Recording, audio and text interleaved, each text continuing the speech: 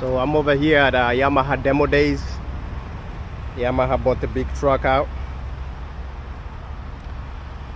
What did I test drive? I test drove the MT10SP. There it is. This is the one with the all-in suspension. Oh, look at that. I didn't even see that before. All-in piggyback, adjustable. I guess that's the adjustment right there. It's got a quick shifter. Nice bike. I wasn't too crazy about the handlebars. I think the regular one, let me see it. No, this is MT09. Oh shit, that's what I'm wondering. Because this got a, I didn't notice that, that's got a key fob. Let me come back here. The hell is wrong with me? I think I'm losing it. I think I'm losing it. Yeah, there it is. So, like I was saying, the SP, I preferred the regular one better because I think these bars are a little bit lower and it's a little bit of a reach compared to the regular one. That's my guess. And I found these things were small. That's kind of weird though. I think maybe because I ride a dual sport and I stick my hand out, I was having to stick my hand out here. And yeah, so that's a MT10SP. My bad, I apologize for saying the MT09 was, yeah, so that's the all-ins right there, down there. Yeah, the MT09 got the little piggyback reservoir thing, but you got all-ins in the front forks. Look at those things. My goodness me, man. Looks like a kid's arms. They got the R9 right there. They got two R9s, man. I like the red and white. That's kind of bland. That's the good thing about this one, is low key. It is low key. They got the which one is this? I gotta look at these numbers. Oh, the R7. Oh my goodness, that looks nice. A gentleman who wrote it before was saying how high the pegs are. Yeah, but man, what are these? These things are supposed. These things will dig into the ground and kill you. Good Lord, look at that thing. God damn. That's crazy. That was dig into the ground. I don't know why they're doing that, sticking those big ugly things there. They're gonna dig into the ground and kill you. The maximum length should be something like this. Good Lord, that should be about right. Yeah, so yeah, like I said, I prefer the regular MT10 because the bars, the way the other one is too low. I just find them, they're a little bit lower. I think this one, you can see this one, the difference. This one got some risers on it. I prefer this one because I rode this one before and I was riding that one. I'm wondering, why am I reaching? They got the Tracer. Is that the Tracer? Yeah, the Tracer. That's probably a nice, comfortable bike. The Tenere, everybody says how good the Tenere is. Everybody's crazy about the Tenere. R3's been there. I like the color scheme on this one. It's got a little funky graphics on it. Yeah, so I would have picked to test ride this one, but nah, I think I'm heading home. Woo! It's 2 p.m. It's time to go home. Good Lord, look at those little baby folks. Oh, those little baby folks. Yeah, but I like the color scheme. That's a nice bike. I prefer the smaller bikes myself. I got a BMW right there. That's another Tenere 700. I got an MT03 right there. The bolts, I mean, it's not my cup of tea.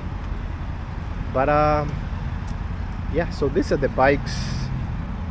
Like I said, I'm not too crazy about the look of the MT10. I ain't too crazy about that transformer look or the bad guy look. Looks like a freaking alien. This one is a nice one. This one, you can't beat the Yamaha whatever it's called, XR or 900. But to me, the sad thing is that if I was to pick a bike out of all these bikes, the one I would pick would be this one. I just test drove the XT250, and it's weird. This bike got a strange exhaust noise. It's like a tractor kind of a thing. But it's pretty cool. It rides nice compared to my DR200. I get way more power on this one than my DR200.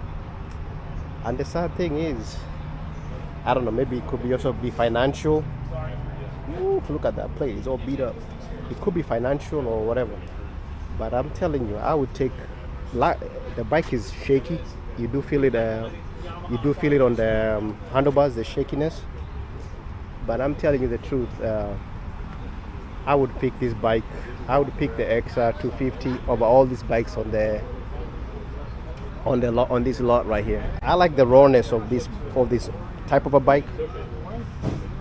I don't know why these days I ride these newer bikes and I just don't feel it. I mean, like I said, it could be financial. Let me not complain. Let me not say.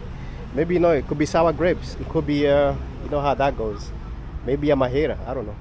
But they just don't appeal to me. I think this would appeal to me more. This kind of a bike. I rode the Ducati Scrambler and I liked it. This would appeal to me more. The only problem with it is the XSR 700. Man, you can't say that when you're African. Would appeal to me more, but the problem is the lack of a windshield. But like I said, these newer bikes really don't move me as much. I prefer an older bike. Actually, the only problem with the XT250 is just it beating you up on a long trip. I mean, that bike will be torture on a long trip because of the lack of comfort. As far as the seating is comfortable, but the problem is just the lack of a windshield to take the lack of a windshield, and also the vibration too. But yeah, this is fuel injected compared to mine, which is carbureted. Can see I guess that's a charcoal canister, and then the fumes are put back into, I think they come from the whatever this one, the charcoal canister right there. Yeah. Ooh, look at that little baby quick shifter right there. No, it doesn't have a quick shifter. Unacceptable. But it's a nice one. But the weird thing is that mine, like now, this is all plastic, or mine is all metal. That's the problem with this.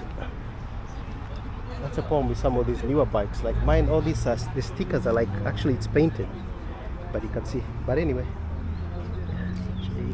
I think some of these bikes I still make them in Japan. But yeah, got the Gators. Yeah, I mean, yeah, decent. I mean, I'm surprised they can get away with. They don't even have big fins anymore. Can get away with just having those ones. Yeah, fuel injected. Must be a return for something. A return for a little baby, a little exhaust. Man, I'm telling you, man, my penis is thicker than that, man. What kind of shit is that, Yamaha? Anyway, let's leave that alone. Nice little disc brake. At least you get a disc brake. On mine, my DR200, it's a drum in the back, so you don't have all this. You just have a linkage. And the rides, like I said, the ride's decent. Ooh, you can even see the fuel line to the pump. I guess that's where the pump must be inbuilt in the tank.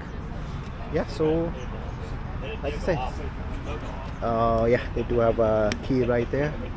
I prefer a dial over. I don't too crazy about these old school digital gauges. They look like a Casio watch. I would prefer to have a dials over the gauge, because it just looks better like this. I prefer that one. I prefer that classic type of a dash over the having the digital whatever, the old school digital thing. It's old school like that one. You can see it's old school. I prefer the digital. I'd prefer digital dash like that one.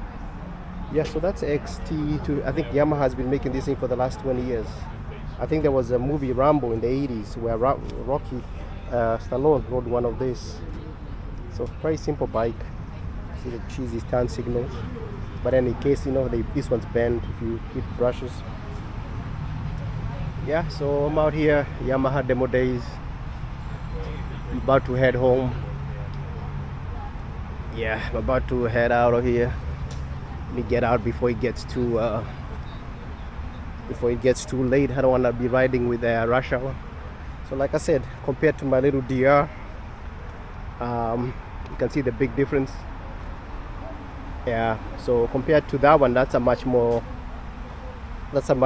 newer bike, fuel injected. This one is very cold-blooded. But I prefer this type of a bikes actually. I prefer this type of simple bikes. I think I'm over the more complicated bikes. I really don't care much about. Of course, I got the famous milk rate. I really don't care much about the looks and all that. Like I said, once I sell this one, I'm gonna be left with the scooter, and I'm just gonna ride the scooter. Anyway, so there is a thing. Those are the gentlemen planning to go out the next stage. So guys, cheerio till I catch you next time. All right, later.